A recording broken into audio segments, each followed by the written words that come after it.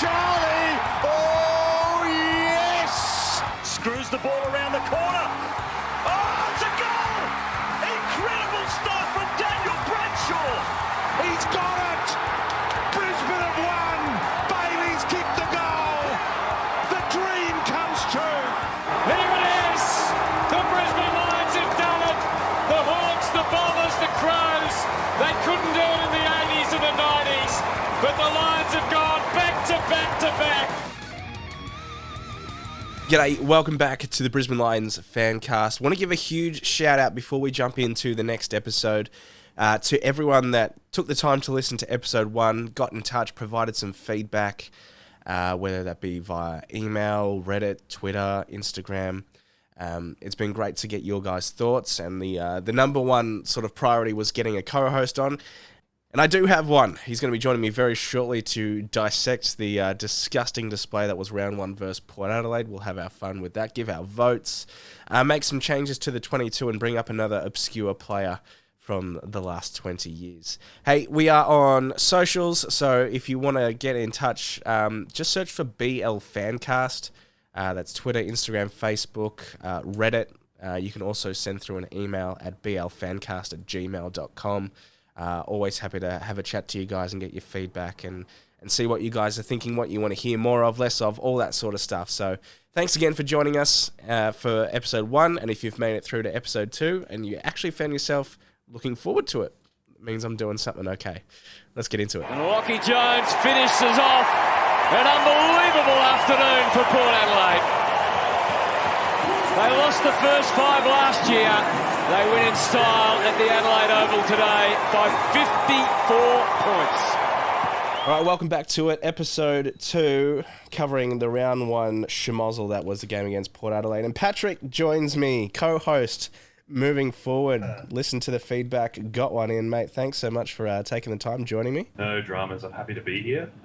All the way down from sunny Victoria. So see how we go. It was an utter embarrassment, and let's say all the hype for footy.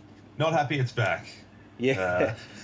I can actually pinpoint the last time I felt this way was 2013, when 2012 was like, not that 2013 was anything to write home about, but 2012 we had some decent games, and I know we punished the Bulldogs by like 50, 60 points both times we played them. Then we went into the NAB Cup, tore that competition apart, walked away premiers, and we had Bulldogs round 1. I was like, yes, you beauty, here comes another 10-goal win. And by about half-time, we were 10 goals down, and we just didn't show up. So that's the last time I felt like this in round 1, although the hype was much more G'd up this Well, I think it's interesting you say showing up, because I think that's one thing that you and I deserve much credit for, is actually showing up this morning, which is more than we can say for most of the teams. So, and that's all any sports fan wants, is you don't mind losing, but as long as your team shows up and has a crack, that's all any sports fan wants. It was a hard watch. Absolutely a hard watch. Where to begin? What are your thoughts, JB? Where to begin? I don't know. Pick your adjective. Insipid, disgusting, embarrassing, pus, garbage, deplorable. There's a number of emotions that went through my head on Saturday, and not a whole lot of them were great. I think the concerning thing was it sort of just went from bad to worse throughout the game, particularly in the second half. Just to see the drop-off was arguably even more frustrating than kind of the beginning. And it was, as far as I'm aware, yeah, there have been times where the boys have kind of folded in certain games, generally against really good opposition. I don't necessarily think the Port Adelaide are exceptional opposition. I think they were up for it. Yeah. But I don't think that they're, take consideration the 2 Melbourne games last year, Geelong, times in the past against Richmond. We've folded, but not against a team that are this kind of unproven. So, well, I mean, there's a part of me that hopes that Port Adelaide go on and make top 4 and gives us an excuse in hindsight, but I don't see that at this juncture anyway. We just didn't rock up, and that's the end of it. Our midfield just got absolutely stomped. It was like that episode of The Simpsons where, you know, when they get the pool and Martin gets his board shorts pulled down. And that was us in the 2022 prelim against Geelong. And they're like, all right, well, fine. We're going to go out and get like 60 more pairs of board shorts. We're going to go get Josh Dunkley. We're going to go get Gunston. We're going to get Ashcroft. We're going to work at our team defense. Hey, guys, everyone, don't worry. We've been working on our team defense. Look at all these board shorts we've got now. And in comes Port Adelaide just like, all gone again. Little did it did it contribute to the fact that we were just really slow with all those board shorts on anyway. So a few talking points I had from the game. The first one I'll bring to you is we looked slow. We looked slow and unfit. And even our quote-unquote faster players like Wilmot, McKenna, they still looked like they were getting outlegged by everyone. Yeah. With exception to maybe 2 or 3 moments. But the team looked really slow, reactive, and the fitness drop-off was really, really worrying for me. There were so many players that, and this is how bad it was. There were so many players that just got beaten by every one of their opponents, and Port Adelaide seemed to have the ball in 5 meters of space every time that they got it. They'd kick the ball to someone, and there wasn't a red jumper within Kerwee of them. Yeah, I had written down in my notes, which is a new thing for this year, because I didn't pick one of our players having won their one-on-one matchup or matchups, depending on, you know, players switching for the game. Didn't have a single player winning their one-on-one. And I couldn't even tell you the Port Adelaide lineup back to front. I can give you a better idea now. That's a good point. But I guess starting in the middle, the amount of times to see our midfield three ahead of the ball with no defensive contingency option, which has been our kryptonite for the last multiple seasons, it just felt too familiar. So where do you begin with that? You got to start putting pressure on. And to see Horn Francis, Butters, Rosie, whoever else was in there, just to some of our senior players, I think. And that's the thing. And this is what I spoke about in episode 1. And I was talking about Port's midfield, and I was like, oh no, they're pretty thin. You know, they've got Boak, they've got, you know, Butters and Rosie, Pal Pepper, and after that, it's pretty slim pickings. But it didn't need to be that thin when they all rock up. I forgot to mention Jason Horn-Francis, and Pal Pepper didn't even spend a huge amount of time in the midfield. He was more a pressure forward. He played that role really well. I didn't even know, I genuinely did not figure out who we subbed off until 7:30 that night, hours after the game. There were so many people that went unnoticed that I couldn't figure out which. It was Tunstall in the end. But every time I thought, oh, maybe it's been Jared Berry. Oh no, wait, there he is. Or maybe they've actually pulled the trigger on Hugh McCluggage. Oh no, wait, there he is. There was a handful of players I went through, and then they'd pop up. They'd affect the contest. They'd pop up on screen. And it wasn't until later that night I was like, oh yeah, that's right, Jimmy Tunstall. Well, I thought Charlie Cameron was subbed off initially. And then just about. Because I believe they sort of were talking about him as if he had been subbed off. So notes for the AFL, sort that out because it was not very apparent.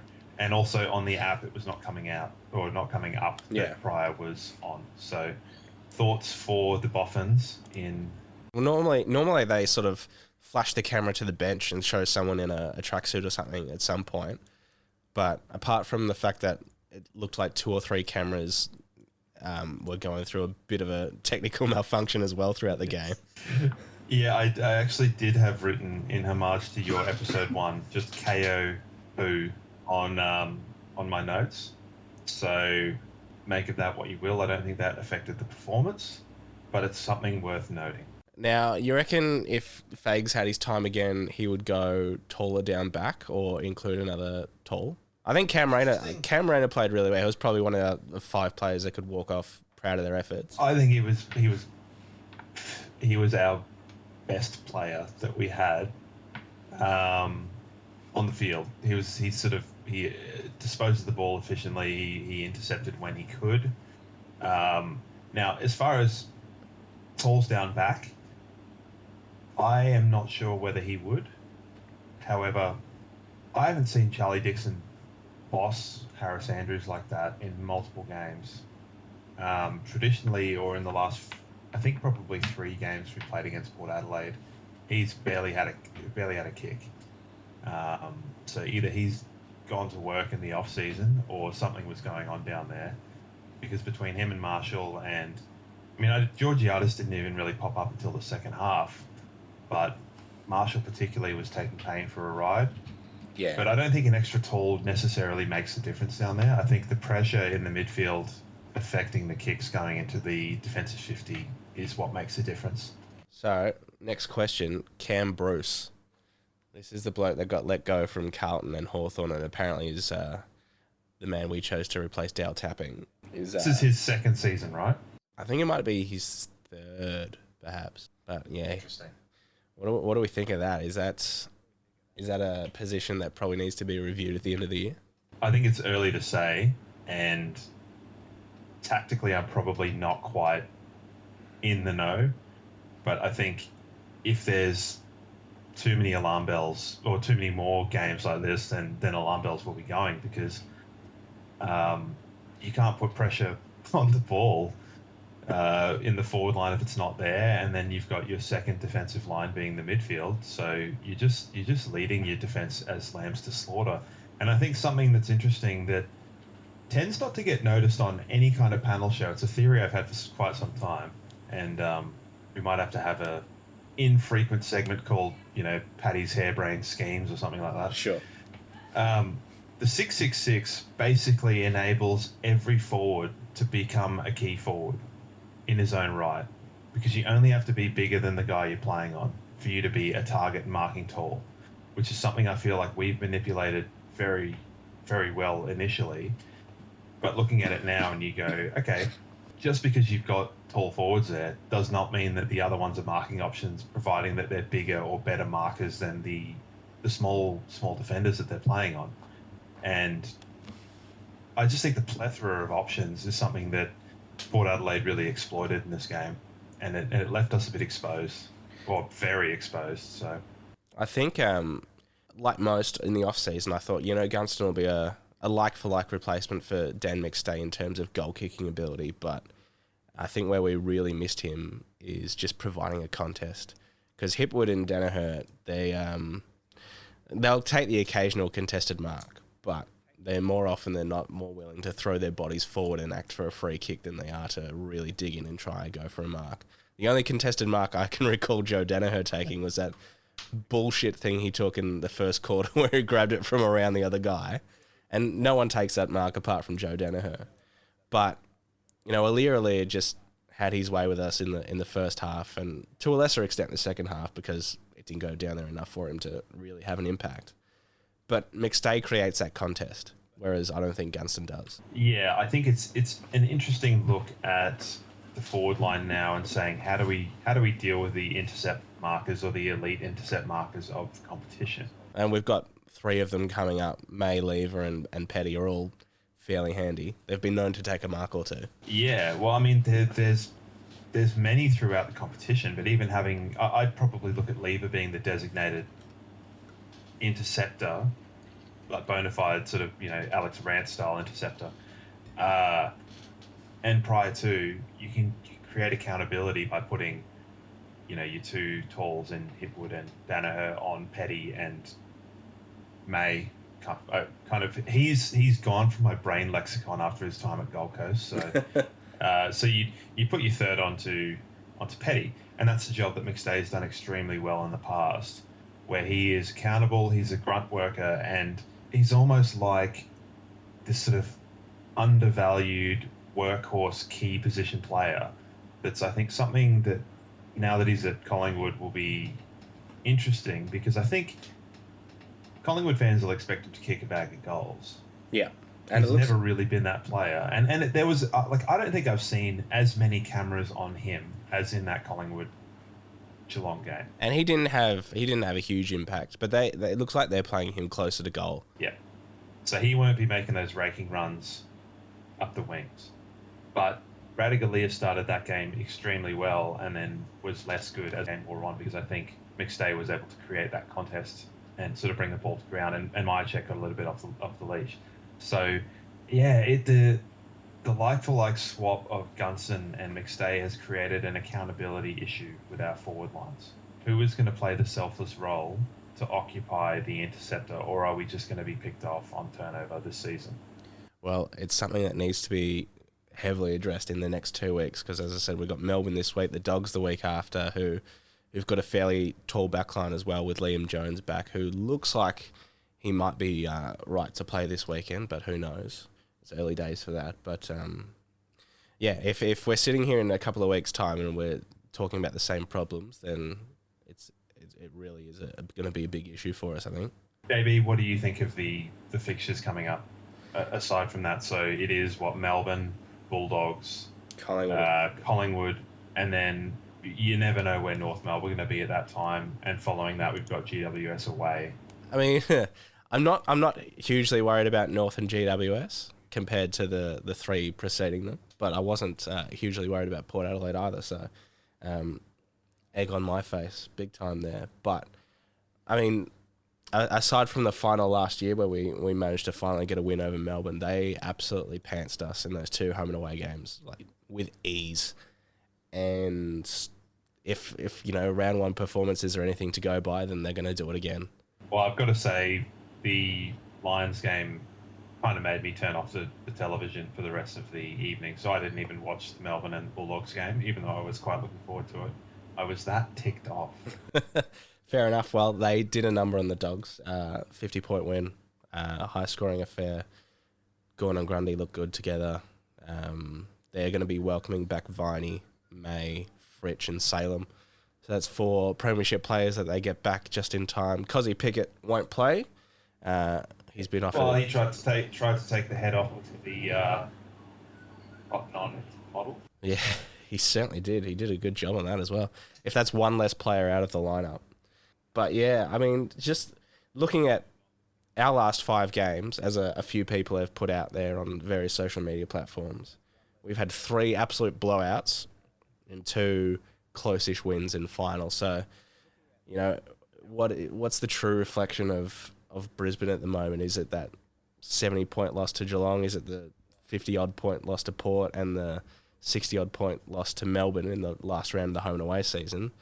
Or is it those close wins against Richmond and Melbourne? It's hard to say because you probably want it to be somewhere, I guess, in the middle just for consistency's sake. But I think we're an emotional team still. We're still seem to be a young emotional team. There's not a lot of maturity, and although I didn't catch Faith's press conference, I'm sure something along the lines of, one game we go on to the next week. No, I was actually quite pleasantly surprised by Fags' candor in this one. He just laid it on the line. He said it was embarrassing. Lockie said the supporters and stuff didn't deserve that. He said maybe we just went in too cocky, but that is not how we play. That's not part of our trademarks. That's not how we want to represent ourselves. So I was expecting the same thing, we're going to learn from this. We'll go back, blah, blah, blah. But no, he was disappointed. He was shocked. He was embarrassed. And he said, we've only got 6 days to fix it up, so let's get to work. I'd be having them running on the Brisbane roads all around because fitness seemed to be an issue. And that's one thing I wanted to ask you. So it's been said in the past, the way teams treat their fitness cycles going into a season. So whether they hit round 1 at peak fitness, quite like we did in 2019, where we beat West Coast and went on a really good run that year. But then you'll realise when we got to just before the bye, we got destroyed by Carlton. Yeah. Who were pretty shit that year. Whereas in other seasons, so the season after that, we started slow against Sydney and then lost to Geelong, although, Zach Bailey would argue against. But growing into the season in terms of a fitness sense, do you think we are trying to do that given the disparity in our fitness, or Port Adelaide were just fitness hot? It's a tough one because, as every team likes to do, they want to follow the leader, and everyone's chasing Geelong now, to put it that way. And they plan their season down to the minute. So they got off to a slow start as well. They got done by Hawthorn in round 2 or something last year as well. I mean, they were completely open about it. They were doing fitness blocks. They were resting players at certain times. They were putting in big training blocks at certain times. And we all know how that went. They won the last 16 in a row and absolutely pulled our pants down, and then did the same against Sydney in the grand final. So if that's the epitome of what it looks like, then maybe that's what we're looking at, or maybe this is just us fishing for any sort of excuse. Well, I'll ask you a next question to that. Do you think if that is the case, it is a bit of an oversight given our fixture list and the, I'd say, distinct possibility of us going zip and 4?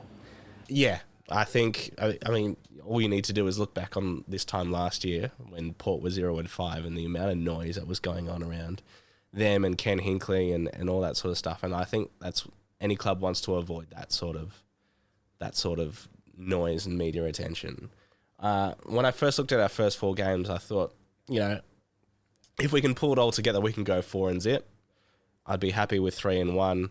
I'd even be happy with 2 and 2. But after round 1, zip and 4 looks more likely than less likely at this point. Yeah, I was quite pragmatic looking at the fixtures because, you know, although we've had the kind of jump on Port Adelaide, going to Adelaide, playing away interstate is never going to be an easy task. But I think you're dancing with the devil in this kind of situation, because I looked back on it, and to make the top 4, you're looking at, if you're lucky, you can get away with 7 wins, but more often than not 6 to make the top 4. And I don't think you can win the premiership outside the top 4. And if we go 4 and zip, then we're looking at, can you trust this team to go on a run of, 18 games in a row? Maybe people thought that the 0-1 team couldn't do that, and they did. So maybe I'll be surprised. Yeah, and look, that's all going to reveal itself over the next 20-odd weeks. But, 0-1-4 is never going to look good. It's never going to feel good. At the moment, 0-1 feels garbage. I thought Melbourne was going to be the biggest issue over that first 4. I thought on our day we could definitely beat Bulldogs. We could definitely beat Collingwood. Bulldogs being at Marvel is going to be a bit of a stumbling block. And I thought we'd take care of Port Adelaide. Adelaide Oval hasn't been a huge issue for us over the last few years. And neither has Port. So I thought those things put together, you know, the crazy promises of the team defense in the off-season and the recruits that we got in, that was going to be enough for us to get off to a decent start. And even halfway through that game where we were ahead, even though I didn't think we should have been, I was just thinking to myself, all right, let's just get this win however we need to get it. I don't care if it's ugly. Let's just get the win and move on and start, you know, head down, bum up type operation for next week. I don't think I've seen, just going back to the game very briefly, it was almost as if we were trying to crowd the inside of the contest. And somehow we were winning no disposal whilst allowing the ball to get on the outside. On commentary, they made mention of the fact, Brisbane are crowding the corridor in about the third quarter, and we've been doing that the whole game because no one had wanted to work. I mean, that's where I like McCluggage back on the outside. I know they're trying to play him inside a bit more, but especially with Mitch Robinson gone, who played that wing role quite well and was quite accountable for playing on the outside, him and McCluggage working together in that position really worked well for us. Whereas now we're chucking Wilmot in that position, Dev Robertson in that position, who has been an inside midfielder his whole life. It's not his natural game to float outside, so he's going to be finding that urge the whole game. And Wilmot's played, 4 games or something like that as well. So I think we're lacking on the outside of the contest at the moment, big time. What changes would you like seeing made going next week? Just on that, we're about to come up against Lockie Hunter and Langdon, who do play that role quite well. So Ashcroft couldn't quite find it. Able to brush past, keeping the composure. Good boy. What a start for the youth, the young men in footy. So I've dropped, Kadeen Coleman's not going to play, it looks like. Fags addressed that in... Oh, yeah, that's right. Yeah, okay, I forgot he got brained. Yeah. So Fags addressed that in the presser. He said that he wasn't able to come back on, so concussion protocols say he'll probably be out there for this Friday. Robertson, Tunstall and Pryor all get dropped for me.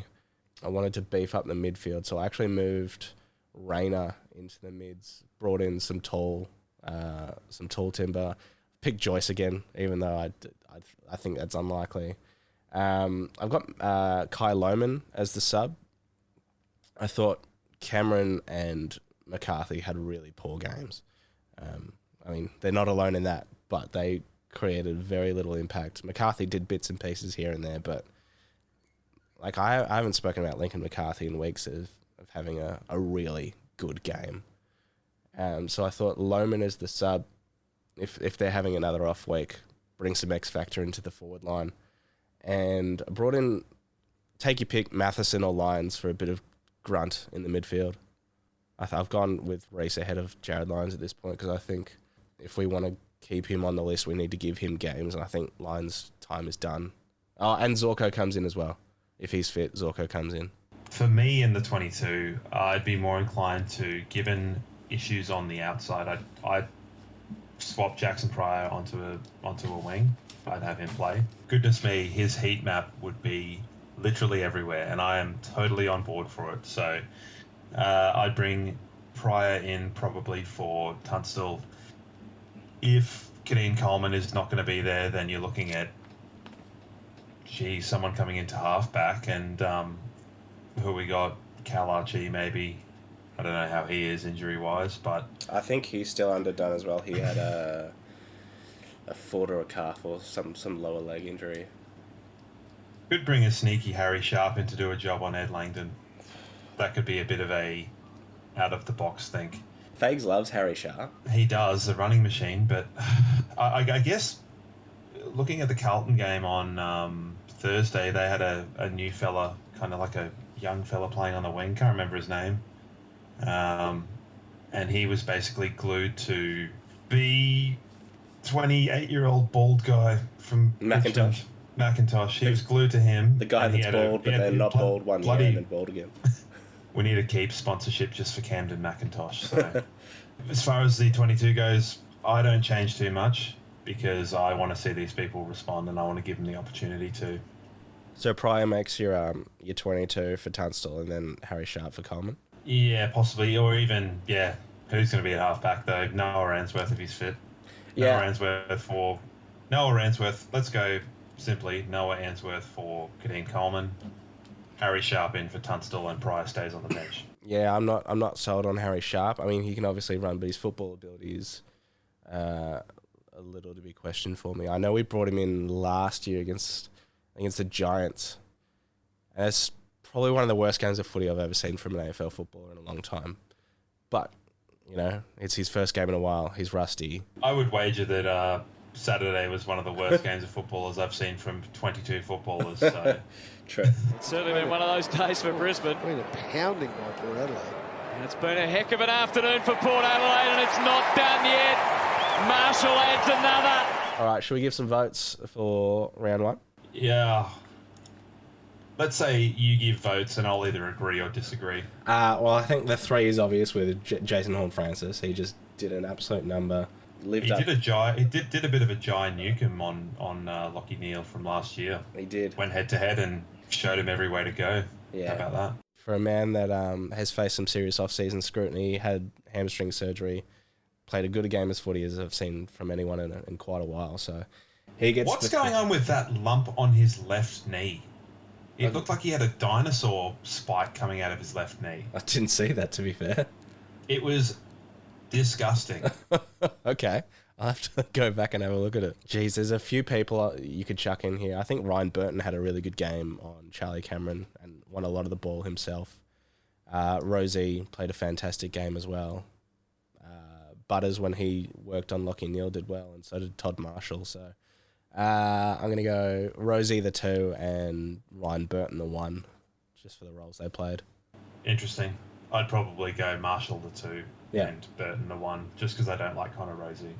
Neither do I, but I'm much more vindictive than you are. So you're a bigger man than I am. There's very few players on the Port list that I do like. So Travis Boak is probably the start and the end of that list. Yeah, well, Ebert doesn't play anymore, and the name factor for Ebert is gone.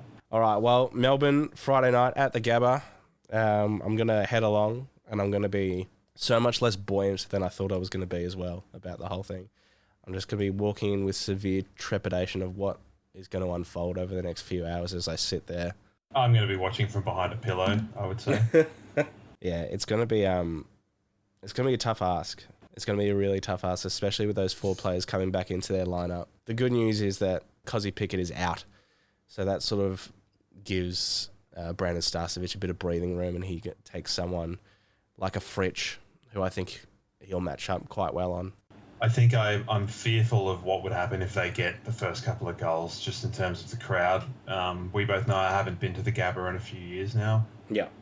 So I'm not sure the level of, let's say, sort of fair weather fan that it kind of had been through the, let's say, late 2000s, early 2010s. Yeah.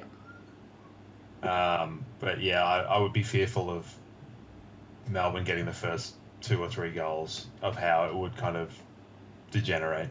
Yeah, there could be some eerie silence for a lot of the game if that's the case. On the way out, here he is, McKenna. He has kicked that as high and as hard and as long as he possibly could. What a goal!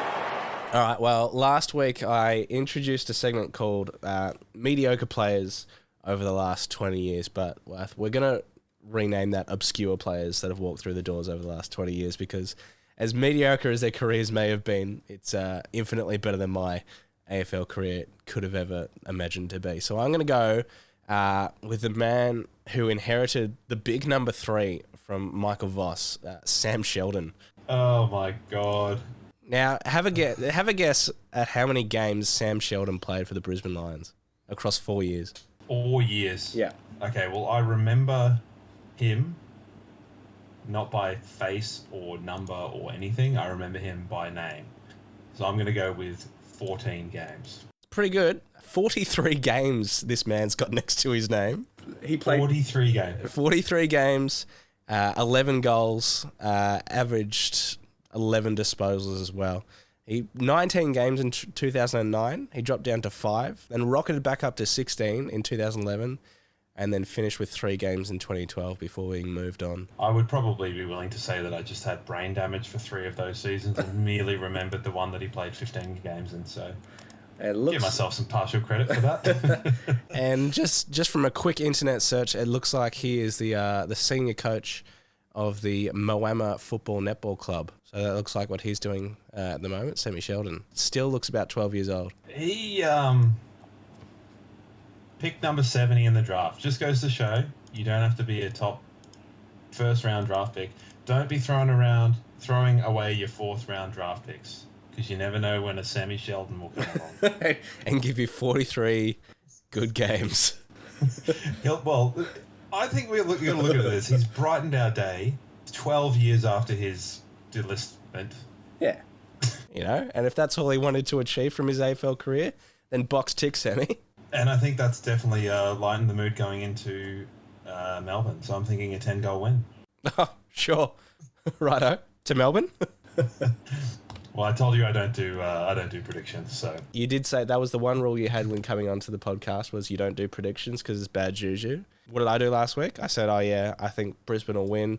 I don't think it'll be a blowout, but I think we should win by 3 or 4 goals. So moving forward, I don't think I'll be doing predictions either, because it is obviously bad juju.